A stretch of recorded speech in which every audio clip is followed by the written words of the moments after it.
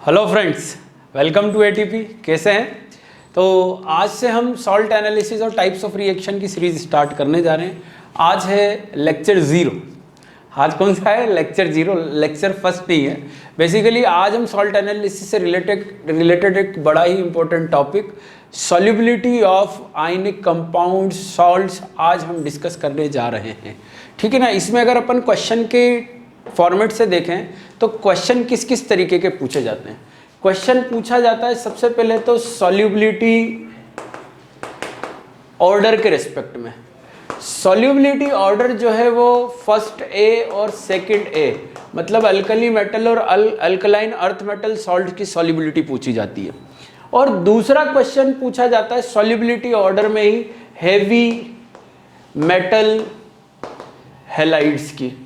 किसकी बोली जाती है? हेवी मेटल हैलाइड्स की सॉल्युबिलिटी पूछी जाती है।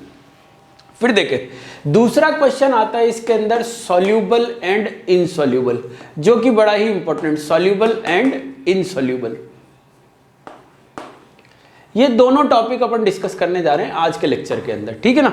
और बड़े ही इंपॉर्टेंट टॉपिक है सॉल्ट एनालिसिस का। जब लास्ट लेक्चर होगा तब तक बार बार ये चीजें यूज आने वाली है। ठीक है। देखें सॉल्युबिलिटी ऑर्डर पहले ये डिस्कस करेंगे, उसके बाद में आपको ट्रिक्स बताई जाएगी आज सॉल्युबल और इनसॉल्युबल को याद करने की। देखिए क्वेश्चन ओरिएंटेड बात करने हैं। वैसे तो टॉपिक को हम जनरली 2 लेक्चर्स मतलब 3 घंटे के अंदर पढ़ाते हैं, तो क्वेश्चन ओरिएंटेड बात करने, कॉन्सेप्ट की तरफ ना जाते हुए याद करने का क्या तरीका है उसके ऊपर जाते हैं। सबसे पहले अपन बात कर रहे हैं फर्स्ट डे और सेकंड डे की सॉल्युबिलिटी, अल्कली मेटल और अल्कलाइन अर्थ मेटल सॉल्ट्स की सॉल्युबिलिटी। तो हम यहाँ पे हम टॉप टू बॉटम बात करते हैं। इसको जनरली याद करने का तरीका बताते हैं साइज डिफरेंस से। देखिए एनायन छोटा, ऊपर वाला एनायन अगर मैंने छोटे साइज का लिया और ऊपर वाला जो केटायन है वो छोटा होगा, ऊपर से नीचे जाते हैं केटायन का साइज बढ़ रहा है, पर एनायन तो एज इट इज है। तो इस केस में क्या हो रहा है बेटा? साइज डिफरेंस बढ़ रहा है, और साइज डिफरेंस बढ़ेगा तो सॉल्युबिलिटी क्या हो जाएगी? साइज डिफरेंस बढ़ेगा तो सॉल्युबिलिटी बढ़ेगी, क्योंकि लैटिस वीक हो जाएगा और लैटिस के टूटने के चांसेस बढ़ जाएंगे। याद रखने का तरीका है। वैसे तो लैटिस एनर्जी हाइड्रेशन एनर्जी के रिलेशन से प्रॉपर तरीके से इस चीज़ को समझाया जाता है, पर अभी हम सिर्फ क्वेश्चन ओरिएंटेड बात कर रहे हैं, तो इसको याद रखने की इस तरीके से कोशिश करें। ठीक है ना, कि साइज डिफरेंस बढ़ेगा तो सॉल्युबिलिटी बढ़ेगी, क्योंकि साइज डिफरेंस बढ़ने से लैटिस वीक होता चला जाएगा। अब यहाँ पे बात करें लार्ज साइज का, अगर मैंने ले लिया एनायन और ऊपर वाला केटायन छोटा, ऊपर से नीचे ग्रुप में गए, केटायन का साइज बढ़ेगा, एनायन भी बड़े साइज का, साइज डिफरेंस कम होगा। साइज डिफरेंस कम होगा तो उस केस में यहाँ से यहाँ जाने पे सॉल्युबिलिटी क्या हो जाएगी बेटा? कम हो जाएगी, क्योंकि लैटिस अच्छा बनता चला जाएगा। यहाँ पे ये वाला लैटिस वीक होगा, यहाँ पे ये वाला लैटिस वीक होगा, तो यहाँ पे सॉल्युबिलिटी क्या हो जाएगी बेटा? बढ़ जाएगी। अब स्केल लेके तो बैठे नहीं है कि किसकी सॉल्युबिलिटी बढ़ेगी किसकी सॉल्युबिलिटी कम होगी, ये तो अपने पास डेटा है ही नहीं, स्केल लेके नहीं है। तो एक जनरल याद करने का तरीका है। तो क्वेश्चन के ऊपर चलें तो क्वेश्चन सीधे सीधे अपन को किस तरीके से सॉल्व करना है, ध्यान दें। In general anions are larger in size. In general anions are larger in size. और जब एनायन बड़े साइज के होते हैं, जब एनायंस बड़े साइज के होते हैं तो ऊपर से नीचे जाएंगे तो साइज डिफरेंस कम होगा, और साइज डिफरेंस कम होगा तो सॉल्युबिलिटी कम होगी। तो in general solubility in first A, second A decreases as we move top to bottom। जैसे जैसे ऊपर से नीचे जाएंगे सॉल्युबिलिटी क्या होती चली जाएगी बेटा? कम होती चली जाएगी। मेरे ख्याल से बात समझ में आ गई होगी। ठीक है ना। बट इन केस ऑफ, अब ये लिखना चालू कर दें, but in case of first day, मतलब फर्स्ट डे में किस किस की सॉल्युबिलिटी बढ़ती है। तो इन जनरल समझना, फ्लोराइड, ऑक्साइड, हाइड्रोक्साइड, ये तो छोटे हो गए। सेकेंड डे में भी फ्लोराइड, ऑक्साइड, हाइड्रोक्साइड, ठीक है ना। इनकी सॉल्युबिलिटी तो ऊपर से नीचे जाने पर बढ़ेगी, क्योंकि ये स्मॉल साइज एनायन है, और अभी मैंने बताया स्मॉल साइज एनायन ऊपर से नीचे जा रहे हैं, केटायन का साइज बढ़ रहा है, साइज डिफरेंस बढ़ेगा, और साइज डिफरेंस बढ़ेगा तो सॉल्युबिलिटी बढ़ेगी। तो fluoride, oxide, hydroxide, fluoride, oxide, hydroxide की सॉल्युबिलिटी ऊपर से नीचे जाने पर बढ़ती है। पर इसमें कुछ एनायन दूसरे भी आते हैं, जैसे कि कार्बोनेट, सल्फेट, सल्फाइड और बाइकार्बोनेट। इनकी सॉल्युबिलिटी ऊपर से नीचे जाने पर किस में बढ़ती है बेटा? फर्स्ट में। इसके अलावा जितने भी एनायन लोगे सबकी सॉल्युबिलिटी कम होगी। ऐसे ही यहाँ पे सेकंड में फ्लोराइड, ऑक्साइड, हाइड्रोक्साइड और ऑक्सलेट, इनकी सॉल्युबिलिटी ऊपर से नीचे जाने पर बढ़ेगी, बाकी सबकी कम होगी। पूछा क्रोमेट की सॉल्युबिलिटी सेकंड में कम होगी, फर्स्ट में कम होगी, सल्फेट की कम होगी, कार्बोनेट की कम होगी, किसके अंदर? सेकंड में कम होगी, पर फर्स्ट में कार्बोनेट सल्फेट की बढ़ेगी। पूछा फर्स्ट में ऑक्सलेट की सॉल्युबिलिटी ऊपर से नीचे जाने पर ऑक्सलेट की सॉल्युबिलिटी कम होगी, पर सेकंड में ऑक्सलेट की सॉल्युबिलिटी बढ़ेगी। अब इसमें पॉइंट क्या ध्यान देना है? बेरिलियम सॉल्ट्स आर सॉल्ट्स बोला है मैंने, ऑक्साइड हाइड्रोक्साइड सॉल्ट के अंदर नहीं आते हैं, ठीक है ना। Beryllium salts are most soluble among secondary salts. तो due to high hydration energy, small size होता है ना बेटा। तो अब अपन को क्या करना है? कुछ भी नहीं, जब भी हम ऑर्डर बनाएंगे उसमें हमें ध्यान रखना है कि बेरिलियम के सॉल्ट की सॉल्युबिलिटी सबसे ज्यादा है या नहीं। अब देखो इन जनरल ऊपर से नीचे जाते हैं सॉल्युबिलिटी कम होती है, तो सबसे ज्यादा सॉल्युबिलिटी किसकी रहेगी? बेरिलियम के सॉल्ट की रहेगी। पर इनके केस में सॉल्युबिलिटी बढ़ रही है तो वैसे तो कम होना चाहिए, पर बेरिलियम के सॉल्ट सबसे ज्यादा सॉल्युबल है, तो ऑर्डर क्या बनेगा यहाँ पे? समझो, बेरियम वाला सबसे ज्यादा होना चाहिए था क्योंकि सॉल्युबिलिटी ऊपर से नीचे जाने पर बढ़ती है, पर एक्सेप्शनली बेरिलियम वाला की सॉल्युबिलिटी सबसे ज्यादा होगी। किसमें? फ्लोराइड और ऑक्सलेट में, क्योंकि सॉल्ट की बात कर रहे हैं, ऑक्साइड हाइड्रोक्साइड सॉल्ट नहीं है। तो ये बात हो गई किसकी? अल्कली मेटल और अल्कलाइन अर्थ मेटल में सॉल्युबिलिटी ऑर्डर की, ठीक है। पूछा NaKRbCs, क्वेश्चन को किस तरीके से करना है समझना। NaKRbCs में कौन सा बाइकार्बोनेट सबसे ज्यादा इनसॉल्युबल है? बोला कि एक ही बाइकार्बोनेट इन चारों में से एक ही बाइकार्बोनेट इनसॉल्युबल है, तो वो कौन सा होगा? कैसे करेंगे? समझो कि सेकंड में बाइकार्बोनेट की सॉल्युबिलिटी ऊपर से नीचे जाने पर बढ़ती है, तो सबसे कम सॉल्युबिलिटी किसकी आई? सोडियम बाइकार्बोनेट की। तो अगर इनसॉल्युबल बाइकार्बोनेट कोई होगा तो वो कौन सा होगा? सोडियम बाइकार्बोनेट होगा, सिंपल बात। और समझो, जैसे मैंने बोला K2Cr2O7 प्लस NaCl, Na2Cr2O7, क्या ये रिएक्शन फॉरवर्ड डायरेक्शन में जाएगी? सोचो। तो डाइक्रोमेट है, डाइक्रोमेट की सॉल्युबिलिटी ऊपर से नीचे जाने पर कम हो रही है। और सॉल्युबल का मतलब क्या होता है? सॉल्युबल का मतलब क्या होता है बेटा? अलग अलग रहना।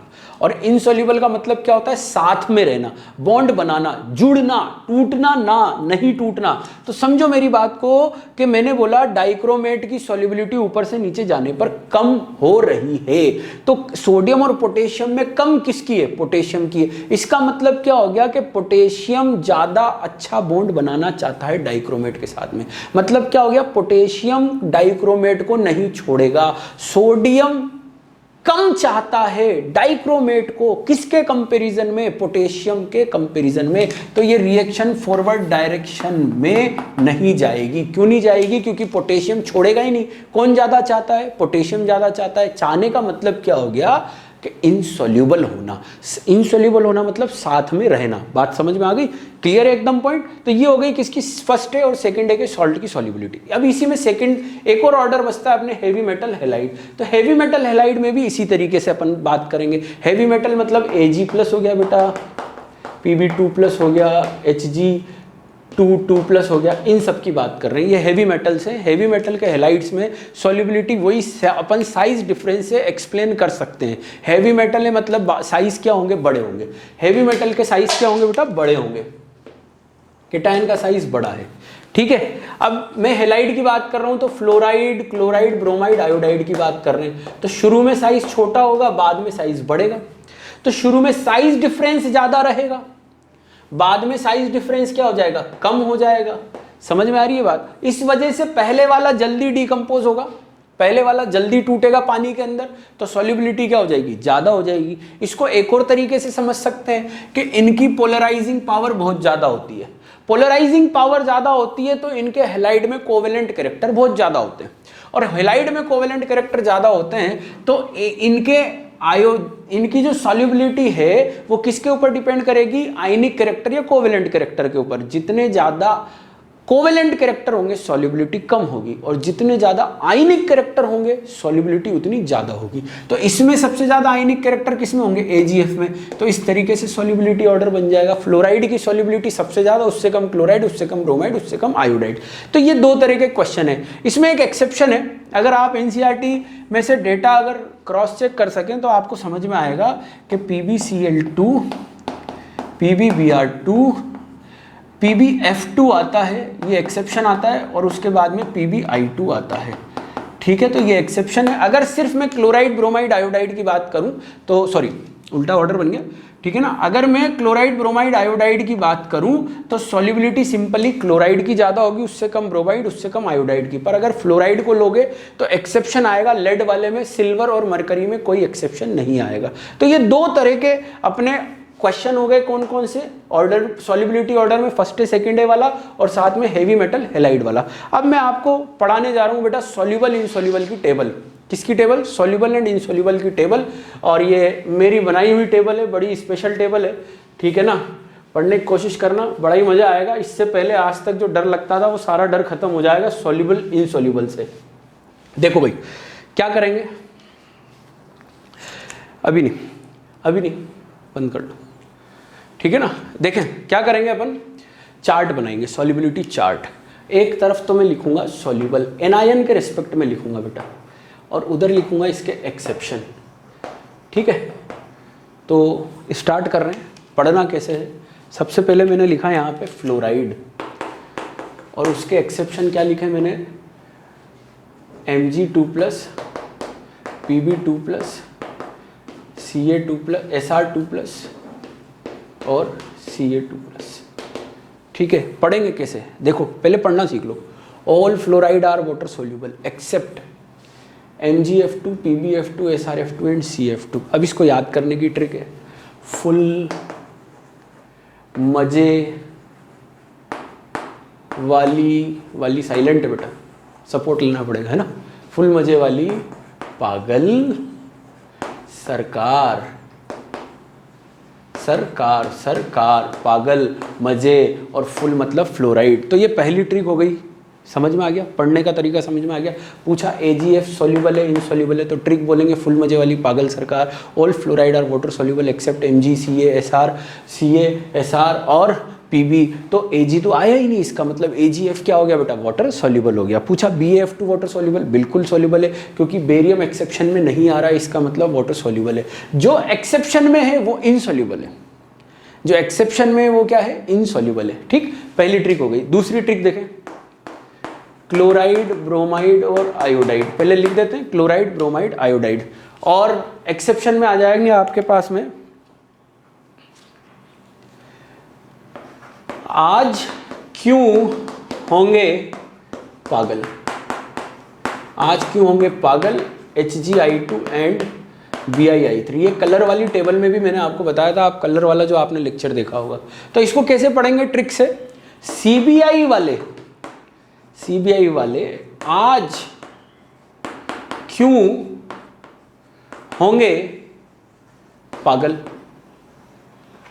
समझ में आ रहा है। CBI chloride, bromide, iodide. आज मतलब Ag, क्यों मतलब Cu, होंगे मतलब Hg2 2+ और Pb2+ का पागल। ये सब अपने अस वाले हैं, लोअर ऑक्सीडेशन स्टेट वाले, जैसे कॉपर की +1 +2 में +1, मरकरी की +1 +2 में +1, लेड की +2 +4 में कौन सी +2, ये सब लोअर ऑक्सीडेशन स्टेट वाले। थर्ड देखें, NO2- और CH3COO-। इनके एक्सेप्शन क्या हो गए, आज क्यों हो गया, क्या हो गया, नहीं, इंग्लिश चलेगी भाई, नहीं ऐसा आज क्यों हो गया। नहीं मतलब नाइट्राइट, ऐसा मतलब एसीटेट, आज क्यों हो गया, रिलेट हो रहा होगा। इसी ट्रिक से याद करेंगे, तो फटाफट होता चला जाएगा, ठीक है ना। नेक्स्ट उसके बाद में देखें, पॉज करके लिख लेना भाई सब। देखें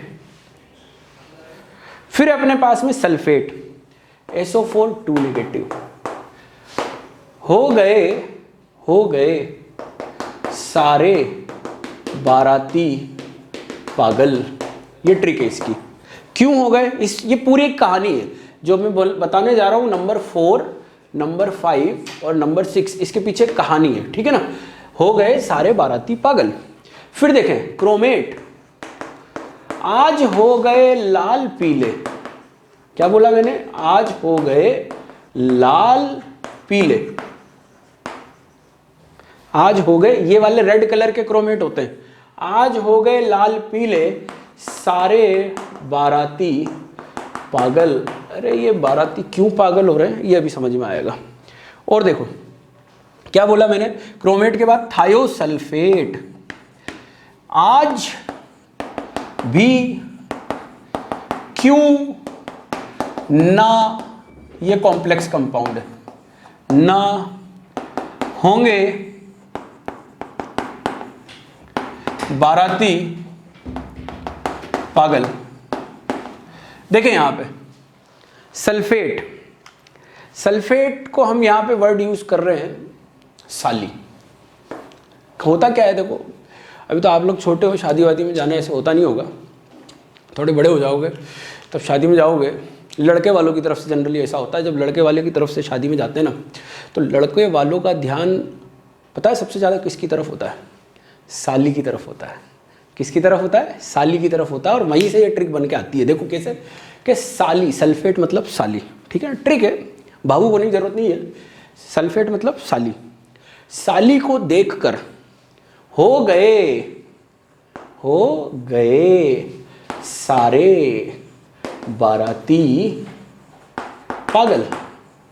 क्या बोला मैंने? साली को देखकर हो गए सारे बाराती पागल। अब क्रोमेट, क्रोमेट मतलब क्रोध। अब भाई देखो क्या होगा कि जब साली को देख के बाराती पागल होंगे तो साली को गुस्सा आएगा ही आएगा। गुस्सा मतलब क्रोध है ना, और क्रोध मतलब क्रोमेट। समझ में आ गया? तो देखो साली को देखकर हो गए सारे बाराती पागल। क्रोध में साली, क्रोध में साली। आज हो गई लाल पीली, गुस्सा आएगा ना तो लाल पीला होना बोलते ना, तो वही वाली बात है। क्रोध में आज साली, आज हो गई लाल पीली। पर बारातियों को उससे क्या मतलब है? बाराती तो पागल, सारे बाराती पागल। अब सोचो सारे बाराती क्यों पागल? साली को देखकर सारा बाराती क्यों पागल? कुछ ना कुछ तो बात होगी ना साली में, सुंदर होगी ना साली, इसी वजह से बाराती क्या हो रहे होंगे? पागल हो गए होंगे। तो वही आगे बढ़ते हुए थायोसल्फेट, थायोसल्फेट मतलब थी साली। क्या बोला मैंने? थायोसल्फेट। थायोसल्फेट को रिलेट करेंगे किससे? थी साली। थी साली इतनी सुंदर, थी साली इतनी सुंदर कि आज भी क्यों ना होंगे बाराती पागल। सारे नहीं लिखना है यहां पे, ये ध्यान रखना है। आज भी क्यों ना होंगे बाराती पागल। तो पूरी ट्रिक एक साथ बोल देता हूं मैं कि साली को देखकर हो गए सारे बाराती पागल। क्रोध में साली, आज हो गई लाल पीली पर सारे बाराती पागल। और थी साली इतनी सुंदर, आज भी क्यों ना होंगे बाराती पागल। तो इस तरीके से ये पूरा का पूरा आप इजीली याद कर सकते हो। इसमें क्रोमेट के कलर भी आ गए, समझ में आ गई बात। ये थायोसल्फेट में सेंट्रल एटम कौन है? सल्फर है, तो ये भी वाइट कलर के होंगे, और ये सल्फेट भी कौन से? वाइट कलर के, ठीक है। नेक्स्ट उसके बाद में ये तो हो गई अपनी सॉल्युबल के एक्सेप्शंस वाली ट्रिक, है ना। अब अपन चलते हैं इनसॉल्युबल वाली टेबल पे। इनसॉल्युबल वाली टेबल पे चलते हैं और उसमें देखते हैं क्या क्या पॉसिबिलिटी है।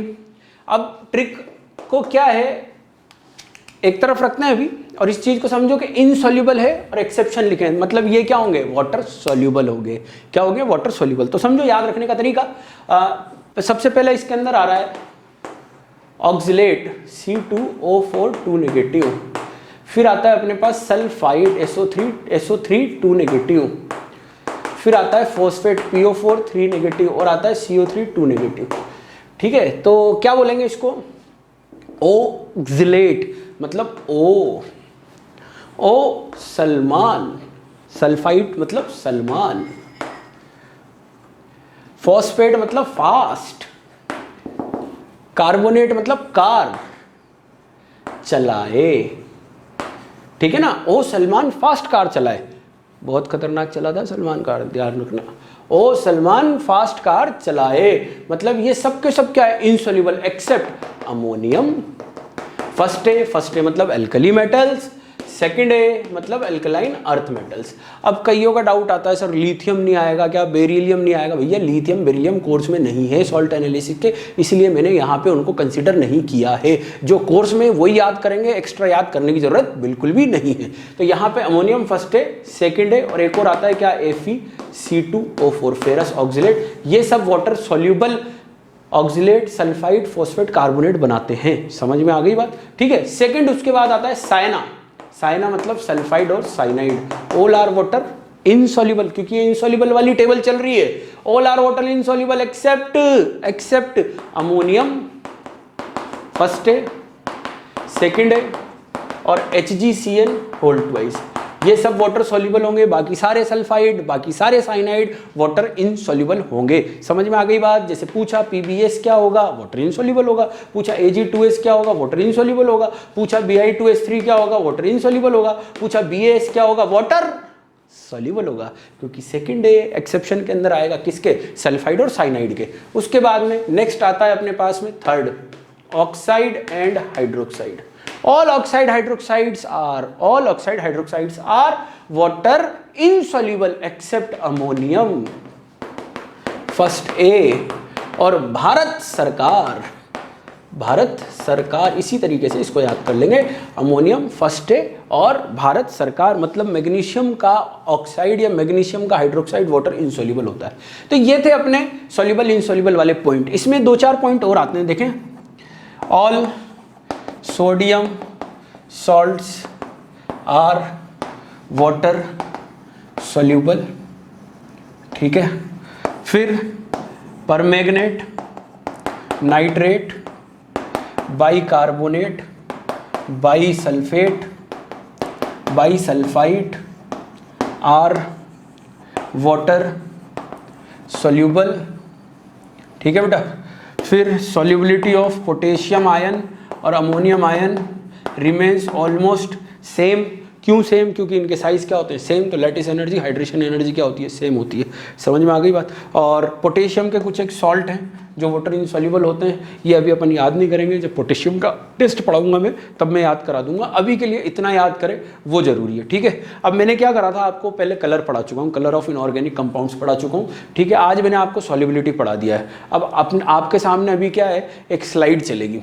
स्लाइड के अंदर मैंने बहुत सारे कंपाउंड लिखे हैं, ठीक है। स्लाइड के अंदर मैंने बहुत सारे कंपाउंड लिखे हैं। उन कंपाउंड को पहले आप नोट करिए, नोट करने के बाद में आप पॉज करके नोट करिए, फिर आप जो क्वेश्चन है उसको सॉल्व करिए। उसके अंदर आपसे पूछा गया है वाइट कलर इनसॉल्युबल कंपाउंड, तो आप सबसे पहले तो इनसॉल्युबल पहचाने ट्रिक से। अब जो इनसॉल्युबल मिले उनके ऊपर कमेंट कीजिए कौन से वाइट कलर के होंगे और कौन से नहीं होंगे, ठीक है ना। वो वाला वीडियो और ये वाला वीडियो दोनों का कंबाइन करके इस क्वेश्चन को करना है। ये लेक्चर 0 बोला है मैंने, ये बड़ा इंपॉर्टेंट है, क्योंकि जब तक आपको सॉल्युबल इनसॉल्युबल कंपाउंड के बारे में पता नहीं होगा, salt analysis, qualitative analysis, types of reaction पढ़ने का कोई मतलब नहीं है। इसलिए ये वाला आप क्वेश्चन करेंगे। चालू होने वाली है, 2 मिनट रुक जाइए, ठीक है ना। स्लाइड चालू होने वाली है, आप एक एक करके वो लिख लीजिएगा, फिर उसके बाद में अपन उसको डिस्कस करते हैं, ठीक है।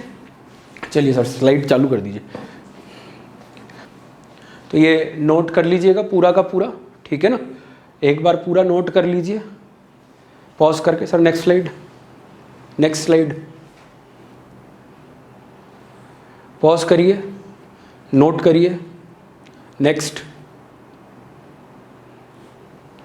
पॉज करिए, नोट करिए, एक और फटाफट से, पॉज करिए, नोट करिए, ठीक है। सॉल्व हो गया होगा, करें स्टार्ट, सॉल्यूशन देखना, ठीक है ना। चलिए सर फर्स्ट स्लाइड पे आ जाइए। देखें मैंने क्या करा, इसको एनायन से नहीं दिया है, केटायन से दिया है। इस बहाने क्या होगा, आप बार बार ट्रिक्स पढ़ोगे, बार बार आप चेक करोगे। नहीं तो क्या होता, अगर मैं सारे फ्लोराइड एक साथ लिखता तो बहुत आसान हो जाता सॉल्व करना, ठीक है। तो मैंने थोड़ा सा आपकी मेहनत को बढ़ाया है। एक बार मेहनत लगेगी पर आपको पूरी की पूरी सॉल्युबिलिटी याद हो जाएगी, ट्रिक्स के साथ में याद हो जाएगी, बहुत आराम से याद हो जाएगी। तो स्टार्ट करते हैं। देखो स्टार्ट करते हैं, ठीक है ना। AgF सबसे पहले तो मैं क्या करूँगा, इनसॉल्यूबल के ऊपर टिक लगाऊंगा, ठीक है। कौन कौन से इनसॉल्यूबल है हमें वो सेलेक्ट करना है, फिर उसके ऊपर वाइट के ऊपर कमेंट करेंगे। देखें भाई, AgCl क्या होगा, AgF तो क्या होगा, वाटर सोल्यूबल होगा अपना। AgCl insoluble, AgBr, AgI, trick बोलते जाओ, आंसर लगाते जाओ। NO2 भी इनसॉल्यूबल, NO3 आएगा, NO3 कर लेना इसको, ठीक है। ये वाटर सोल्यूबल हो जाएगा, NO3 कर लें इसको। नेक्स्ट उसके बाद में CH3COOAg water insoluble, Ag2SO4 water soluble होता है, स्ट्रिक्टली वाटर सोल्यूबल होता है।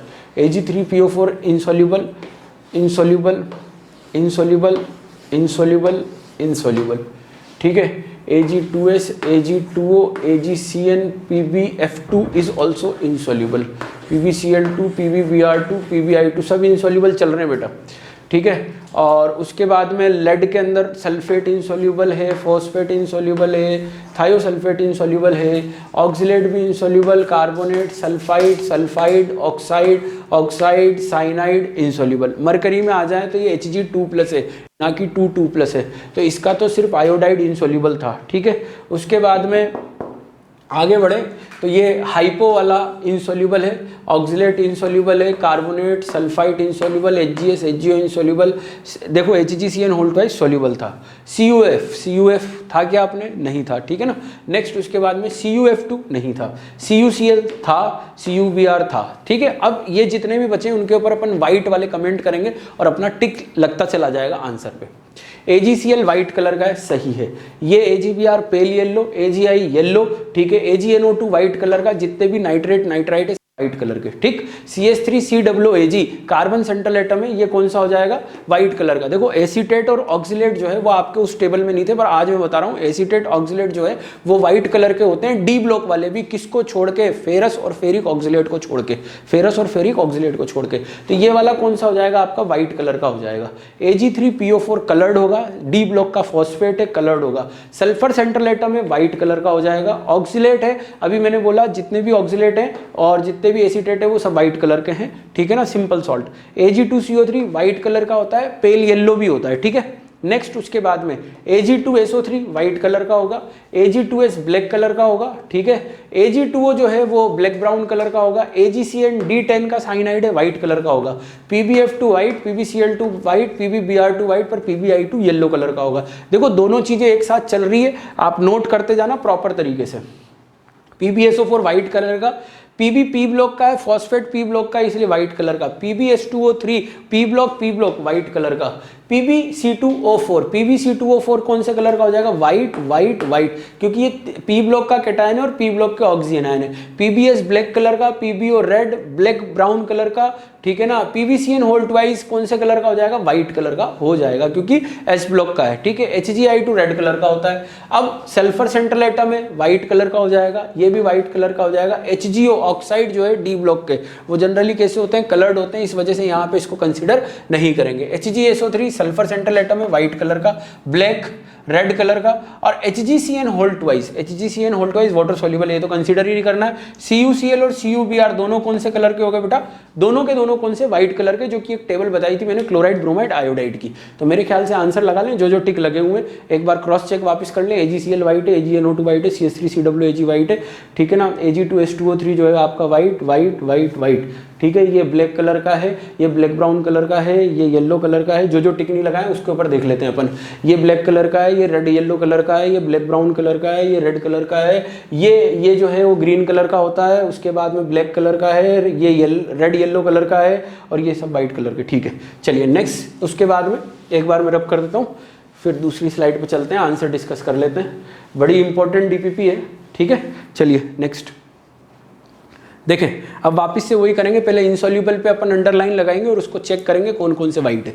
CuI इनसॉल्यूबल है, CuNO2 नहीं, ऐसा आज क्यों हो गया वाइट, ठीक है। नेक्स्ट, नहीं ऐसा आज क्यों हो गया, पर ये कौन सा वाला है, Cu+2 वाला, इसलिए कंसीडर नहीं करेंगे। ये +1 वाला कॉपर आ गया, कॉपर ऑक्सिलेट आ गया, कॉपर SO3 आ गया, ठीक है ना। CuS Cu2S ये सब insoluble, CuCN whole twice, CuO CU2O CuOH whole twice, CdOH whole twice कर लें इसको, ठीक है ना, insoluble, CdCN whole twice insoluble. फिर उसके बाद में चलें अपन आगे आगे, CdS आ गया, कद्दू का कौन सा PPT, येलो कलर का PPT, याद आ गया। फिर उसके बाद में आगे चले तो Bi2S3 insoluble, OH होल्टराइज AlPO4 insoluble. आगे बढ़े तो FeOH होल्टराइज FeCO3 FeC2O4, FeC2O4 water soluble है, एक्सेप्शन के अंदर था, ठीक है। नेक्स्ट उसके बाद में ये इनसोल्यूबल। फिर आगे बढ़े तो अपने पास में आ जाएगा CrOH होल्टराइज आ जाएगा और NiS आ जाएगा इस वाली PPT के अंदर। अब अपन वापस से कमेंट करने जा रहे हैं वाइट कौन कौन से। CUI वाइट है, नाइट्रोजन सेंट्रल एटम वाइट है, ठीक है ना, सल्फर सेंट्रल एटम वाइट है, ऑक्सिलेट वाइट है, सल्फर सेंट्रल एटम वाइट है। यहाँ पे ये कौन से कलर के होंगे, दोनों ब्लैक कलर के होंगे। CuCN D10 वाइट है, पर ये वाला वाइट नहीं है क्योंकि D9 वाला है। ये वाला रेड कलर का, सॉरी ये ब्लैक कलर का, ये रेड कलर का, दोनों कलर होंगे क्योंकि D ब्लॉक के ऑक्साइड है। COH वोल्टवाइज ब्लैक कलर का, पर ये D10 का हाइड्रोक्साइड है वाइट कलर का, ये D10 का साइनाइड है वाइट कलर का, कद्दू येलो कलर का। फिर आ जाओ ये ब्लैक ब्राउन कलर का P ब्लॉक का सल्फाइड है, ठीक है ना। All sulphides are, most of the sulphides are black in colour except ZNS white, CDS कद्दू येलो, MNS पिंक और सबसे सुंदर ऐश्वर्या। समझ में आ गई बात। ये ऑक्साइड हाइड्रोक्साइड कौन से ब्लॉक के हैं, ये है D ब्लॉक के, इस वजह से ये सॉरी P ब्लॉक के हाइड्रोक्साइड है, इसलिए कौन से व्हाइट कलर के। P ब्लॉक कौन से कलर का, व्हाइट कलर का। फिर उसके बाद में ब्लैक कलर का ये FeOH होल्टवाइज कौन सा, FeOH होल्टराइज दोनों के दोनों कलर्ड होंगे, फेनी ग्रीन कलर की है, rusting of iron reddish brown है। FeCO3 ये कार्बोनेट है कौन सा, D ब्लॉक का, तो ये कलर्ड होगा, ठीक। Oxalate, ferric oxalate blue colour का होगा। जितने भी ऑक्सिलेट है, जितने भी एसीटेट है, वो सब कैसे हैं, व्हाइट कलर के हैं, किसको छोड़ के, फेरिक ऑक्सिलेट को छोड़ के, ठीक है। नेक्स्ट उसके बाद में ये ग्रीन कलर का होगा और ये ब्लैक कलर का होगा, तो मेरे ख्याल से ये आंसर आप लगा लें, ठीक है। चलिए अभी देखते हैं नेक्स्ट स्लाइड की ओर। अपने टोटल कितनी 4 स्लाइड थी ना बेटा, देखो नेक्स्ट। हाँ सर, देखें भाई, लगाएं वापस से। NiOH होल्टवाइज फेनी कौन से कलर की, ग्रीन कलर की। पहले इंसोल्यूबल और आगे चले इंसोल्यूबल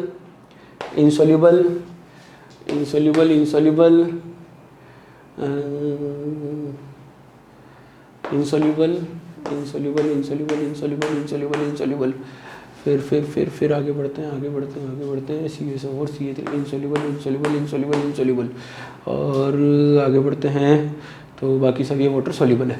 करें स्टार्ट।